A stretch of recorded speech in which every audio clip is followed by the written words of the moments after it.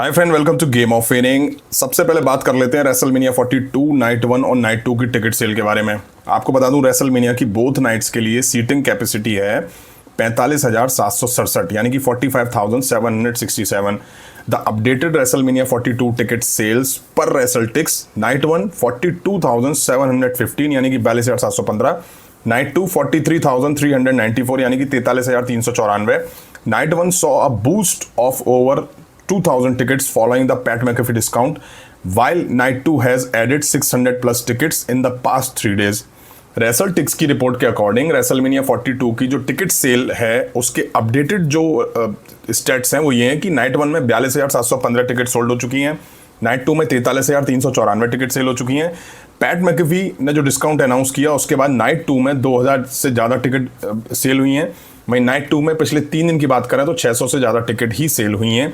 अभी भी नाइट 1 की 1872 यानी कि 1872 और नाइट 2 की 1193 यानी कि 1193 टिकट बची हुई हैं। अब सोचिए अभी तक इवेंट सोल्ड आउट नहीं हुआ है।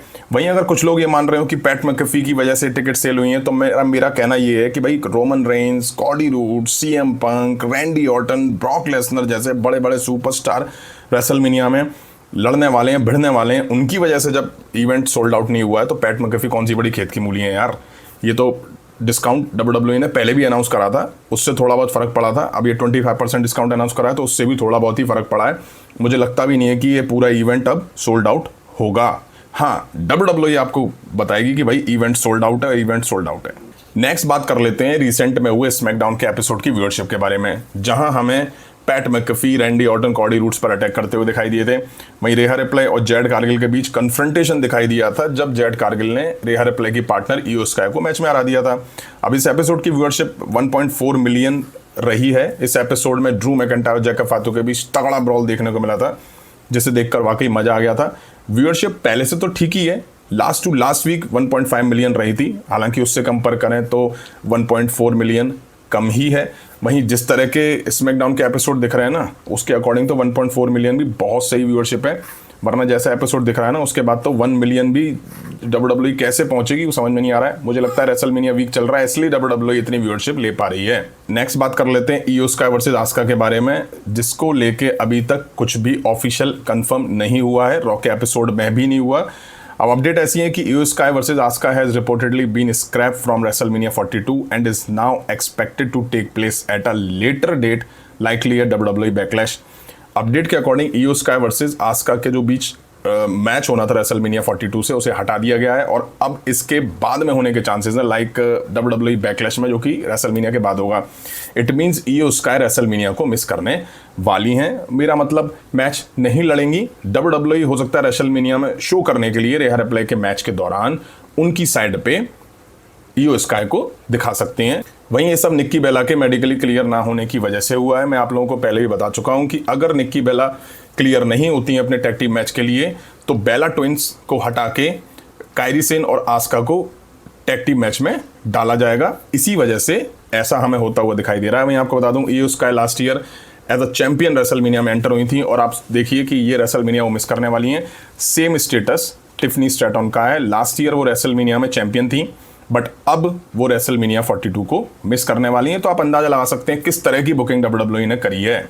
नेक्स्ट बात कर लेते हैं समर स्लैम 2026 की टिकट प्राइस के बारे में। अभी रिसेंट में हमें रेसलमेनिया 42 की टिकट सेल के बारे में बात करी जो कि सोल्ड आउट नहीं हुई है। क्यों? क्योंकि प्राइस बहुत हाई रहे हैं, डिस्काउंट के बाद भी फैंस इंटरेस्टेड नहीं है बाय करने में। अब समर स्लैम जो कि 1 एंड 2 अगस्त 2026 को होने वाला है, इसकी टिकट प्राइस WWE ने रिवील कर दिया है। WWE is charging $25,000 per person for ringside front row seats to both nights of SummerSlam 2026 in Minneapolis through their on location elite package. That's a $15,000 drop from last year when the same package cost $40,000। WWE Minneapolis में होने वाले SummerSlam 2026 की दोनों night के लिए अपनी on location elite package के through ring side की पहली लाइन जो होती है उन सीटों के लिए पर पर्सन $25,000 चार्ज कर रही है। कितना? $25,000। लास्ट ईयर के कंपैरिजन $15,000 ये कम है, जबकि इसी पैकेज की same price last year SummerSlam में $40,000 ही थी डॉलर। भाई वाह, अब इतने प्राइस में अमेरिकन फैंस का टिकट बाय करना मुश्किल है। इंडिया से जाके देखना तो हालत खराब हो जाएगी भाई साहब। लास्ट ईयर $40,000 थी, उसको छोड़ते हैं तो अभी $25,000 के हिसाब से ये प्राइस रुपीज़ में 23 लाख हो जाता है, करीब करीब 23 लाख इंडियन रुपीज़। सोच के देखिए, तो जो प्रॉब्लम WWE ने रेसलमेनिया 42 में फेस करी है वो समर स्लैम में भी हमें देखने को मिलने वाली है। WWE फिर वही चीज़ करने वाली है। वहीं आपको बता दूं, लास्ट ईयर समर स्लैम में भाई जॉन सीना थे, जॉन सीना का रिटायरमेंट टूर चल रहा था। फैंस ने जो टिकट इतनी महंगी महंगी खरीदी ना लास्ट ईयर WWE की, वो केवल और केवल जॉन सीना के नाम पे खरीदी हैं। अब देखना ये होगा कि समर स्लैम में इस बार क्या होगा। मुझे लगता है वही होगा जो रेसलमेनिया 42 में हो रहा है। 2 दिन 3 दिन बचे हैं, अभी तक इवेंट सोल्ड आउट नहीं है। नेक्स्ट बात कर लेते हैं पैट मैकेफी के बारे में, यानी कि जोकर के बारे में, जिसने लास्ट वीक स्मैकडाउन के एपिसोड में रैंडी ऑर्टन के साथ मिलकर कॉडी रूड्स पर अटैक करा और कॉडी रूड्स का टाइटल अपने साथ लेके चला गया, टाइटल चोर। अब ये जोकर पीएम शो में दिखाई देता है, जो कि ESPN पे आता है, जहां इसके पास अनडिस्प्यूटेड चैंपियनशिप दिखाई दी। अब कोई WWE से ये पूछो कि क्या ये जोकर कॉडी रूड्स के साथ फ्यूड में है, क्या ये जोकर रेसलमेनिया में मैच लड़ेगा कॉडी रूड्स के खिलाफ टाइटल के लेकर के, तो ये टाइटल को कैरी कर क्यों रहा है। ये मूवमेंट्स रैंडी ऑर्टन के थे। रैंडी ऑर्टन ऐसा करते हुए दिखाई देते तो भाई समझ में भी आता, सेंस भी बनता, 1% लॉजिक भी समझ में आता। वहीं अपने शो में कॉडी रूड्स के थीम म्यूजिक का मजाक भी बनाता दिखाई दिया अपने साथ कुछ जोकर्स को बिठा के। वहीं पीएम शो पे इस जोकर का कहना है कि पैट मैकेफी WWE चैंपियनशिप उसी के पास रहेगी। उसने कहा कि वो इसे फाड़ कर फेंक देगा और स्पिनर चैंपियनशिप को वापस लेकर आएगा, जो जॉन सीना पे हुआ करती थी काफ़ी टाइम पहले। मैं आपको बता दूं, अपडेट ऐसी भी है कि कॉडी रूड्स पीएम शो में जाके इन्वेड करेंगे, इस जोकर पे अटैक करेंगे और अपना टाइटल वहां से वापस लेकर आएंगे रेसलमेनिया 42 से पहले और शायद स्मैकडाउन होने से पहले। तो शायद ये चीज़ें इनकी फ्यूड को हिट देगा। लेकिन किसकी फ्यूड को हिट देगा? कॉडी रूड्स और रैंडी ऑर्टन। लेकिन रैंडी ऑर्टन तो भाई दिखाई नहीं दे रहे पिक्चर में। मुझे लगता है कॉडी रूड्स को रैंडी ऑर्टन के अगेंस्ट भिड़वाने से अच्छा है पैट मैकेफी के खिलाफ ही भिड़वा दो, वो ज़्यादा बेहतर रहेगा। नेक्स्ट बात कर लेते हैं सीएम पंक और रोमन रेंस के बारे में। रिसेंट के रॉ के एपिसोड में इनके बीच प्रोमो दिखाई दिया, जो कि कतई वाहियात प्रोमो था, बोरिंग। रेसलमेनिया से पहले लास्ट रॉ में ऐसा प्रोमो जिसने हीट बढ़ाने की जगह कम और कर दी। अब मैं ये नहीं कह रहा हूँ कि जो प्रोमो में बातें बोली गई थी वो ठीक नहीं थी, वो ठीक थी, वो पहले बोली जाती तो ठीक थी। रेसलमेनिया से पहले लास्ट एपिसोड में मुझे कहीं से भी ये प्रोमो पसंद नहीं आया, फीका फीका प्रोमो लगा। वहीं पंक माफ़ी मांग रहे हैं, दोनों एक दूसरे को ग्रेट बता रहे हैं। लास्ट वीक सीएम पंक ने रोमन रेंस की एब्सेंस में क्या फायर प्रोमो डिलीवर करा था, उसके बाद ऐसा प्रोमो मैंने सोचा नहीं था। मगर आप सीएम पंक और रोमन रेंस के इस बिल्डअप पे गौर करेंगे तो रोमन रेंस ने उतना कुछ बोला ही नहीं जितना सीएम पंक ने बोला और करा। कल के रॉ के एपिसोड में ही देख लीजिए, रोमन रेंस की बस 4 से 5 लाइनें थी और बस खड़े होकर वो सुन रहे थे जो सीएम पंक भाषण दे रहे थे। मुझे लगता है WWE कहीं ना कहीं रोमन रेंस को सेव कर रही थी सीएम पंक के सामने। शायद WWE को आइडिया था कि रोमन रेंस प्रोमो के मामले में सीएम पंक के लेवल तक नहीं जा सकते हैं, इसलिए चुप ही खड़ा रहने दो, वो ज़्यादा बेहतर है। अब ऑन कैमरा इनके बीच वैसे हीट नहीं दिखाई देती, बट रेसलमेनिया 42 से पहले ट्रिपल एच इनके बीच हीट को लेके क्या कहते हैं वो सुन लो। Triple H says CM Punk and Roman Reigns are close to throwing hands backstage every week.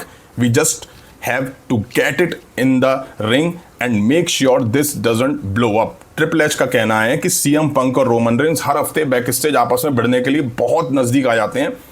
मतलब जैसे तैसे हम उन्हें रोक लेते हैं, हमें बस उन्हें रिंग में लाना है और ये श्योर करना है कि ये मामला हाथ से ना निकल जाए। अरे बाप रे बाप, भाई मतलब शो में हगो और बैठ के इंटरव्यू में बको। ट्रिपल एच का कोई ये बता दे कि तुम्हारे बकने से रेसलमेनिया 42 हाइप नहीं हो जाएगी, तुम्हें चीज़ें रिंग में डिलीवर करनी चाहिए थी।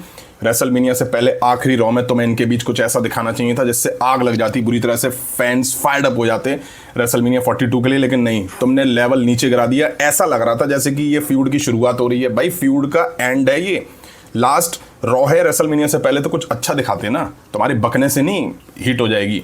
तो फ्रेंड, ये थी WWE से रिलेटेड कुछ इंटरेस्टिंग अपडेट्स। उम्मीद है आप सभी को वीडियो पसंद आई होगी। यहाँ तक देखिए, लाइक नहीं करी तो लाइक करें, चैनल पे नए हो तो चैनल को सब्सक्राइब करें। मिलता हूँ जल्दी नेक्स्ट वीडियो में। Thank you.